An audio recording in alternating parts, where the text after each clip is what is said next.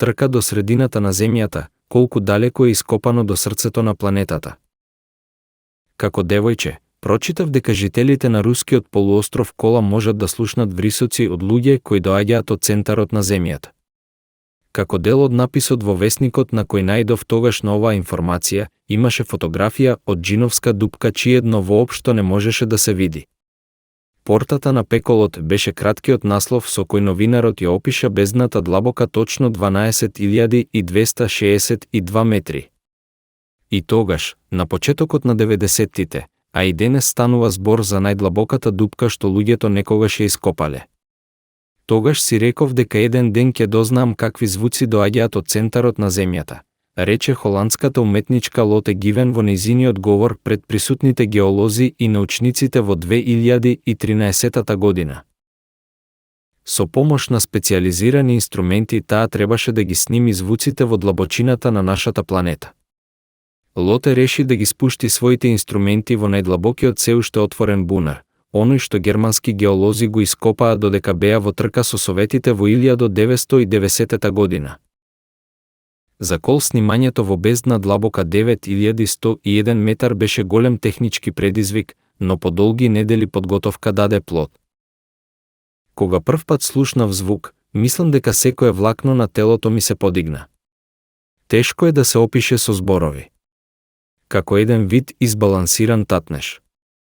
Тоа што го снимивме, научниците се уште не можат да објаснат. Тоа за нас беше целосна мистерија, звук чие потекло не го знаеме, рече Лоте пред неколку години. Нејзиното истражување заврши во 1995 година. Проектот беше суспендиран, а 10 години подоцна и целосно запечатен со огромна метална обвивка.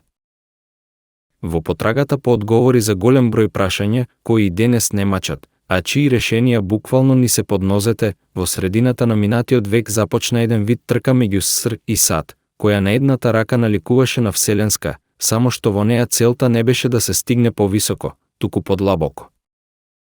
Причината поради која оваа подземна трка не доби ни приближно внимание како вселенската трка можеби се крие во тоа што американците релативно брзо се откажаа од неа, па на крајот русите излегоа како победници. Нашата планета се состои од неколку слоеви. Основната поделба е јадрото кое се наоѓа во самата внатрешност, наметката која е во средината и кората која е на врвот. Во споредба со другите два слоја, кората на нашата планета е најтенка, а нејзината просечна дебелина е околу 35 км на континентите и околу 7 км под океанското дно.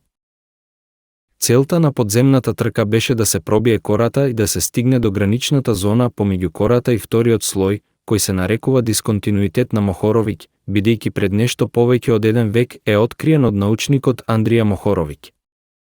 Токму тука се кријат голем број тајни на сеизмолошките активности на Земјата, па со собирањето примероци од овој слој би можеле да се добијат одговори на голем број прашања поврзани со земјотресите, а можеби во иднина би можеле и да се предвидат. Русите од почетокот се фокусираа на дупчење на континенталниот дел од кората, кој е многу подлабок, но технички и бара многу помалку работа и труд од подводното дупчење. Во тоа време, воопшто не постоеше технологија која можеше да се искористи за да се изведе ваков потфат, па нивните инженери мораа да смислат начин и да почнат се од почеток, исто како што направија американците, кои решија да дупчат дупка до обвивката низ дното на океанот. Тие го нарекоа тој потфат Mole Project, повторно именуван по Андрија Мохоровиќ, и кон крајот на 1950 година почнаа да го реализираат. Германскиот геолог доктор Улрих Хармс ги објасни почетоците на оваа трка. И додека русите се уште проучуваа кое е најидеалното место за дупчење низ кората и работеа на дизајни за машини кои не само што ќе ја дупчат дупката, туку и ќе ги подмачкуваат дупчалките и ќе вршат мерења на такви длабочини, американците веќе се фрлија во практична работа. Во април 1961 година почнаа да го дупчат морското дно на место каде што океанот беше длабок околу 3500 метри. Успеале да пробијат дупка длабока 183 метри, но по цена која, пресметано според денешните бројки, би била околу $400 милиони. Сепак, не можеа да извлечат ништо од теренот што би ја оправдало таа вртоглаво скапа сума, па се соочиле со бројни критики во медиумите. Но и покрај тоа, во 1264 година добиле одобрение за нов проект вреден повеќе од $1.000.000. Бунарот ниско имаа намера да стигнат до длабочина од најмалку 1 километар, требаше да се создаде во близина на Хаваите, но на крајот, поради негативниот публицитет, целиот проект е напуштен во 1967 година. 3 години подоцна, Советите, мотивирани најмногу од изгубената битка за месечината, почнаа да копаат супермасивен бунар, на кој работеа континуирано во следните 2 децении. Иако проектот Кола беше прогласен за успешен, русите не беа целосно задоволни од нивниот напор. Целта им била до крајот на 1993 година да направат дупка долга 15 километри. Но, пеколните температури ги спречиле во тоа.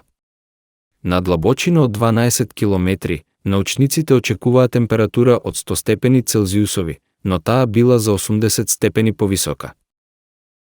Денес, јапонците се единствените кои се уште се обидуваат да ја пробијат кората на земјата, но тоа го прават со помош на инструменти и машини пронајдени на нивниот специјализиран брод Чикју. Таа платформа од 58.000 тони е пуштена во морето во 2007 година и досега со неа успеале да направат дупки во морското дно долги неколку километри. Нивните научници пресметале дека кората каде што дупчат е широка околу 5500 метри, па успеале да поминат само околу 2/3 од патот. Сепак, и да успеат, што би било историско достигнување за човештвото, Кола сепак ќе остане најдлабоката дупка на светот. Така ќе биде со децении, рече доктор Улрих Хамс, кој објасни дека на интернет може да се најдат многу информации за бунари на нафтени компании долги 15 километри, но не одат вертикално под земјата. Тие се закривени, па во просек завршуваат на длабочина од 3 или 4 километри. Сето ова што е досега направено, луѓето го постигнале со умот, не со мускулите. Најдлабоката дупка ископана од човек со своји раце е бунарот во Вудингдин, Велика Британија, кој е длабок 390 метри под земјата. За споредба, познатите париски катакомби, кои се една од атракциите на француската престолнина, се наоѓаат на 20 метри под површината на земјата, додека античкиот град Деринкују, чудо на подземен комплекс кој се наоѓа во Кападокија, Турција, во која би можеле да живеат 20.000 луѓе, се наоѓа на длабочина од 85 метри. Најдлабоката точка до која човекот некогаш стигнал со истражување на пештерски комплекс се наоѓа во Џорџија, 2197 метри под земјата.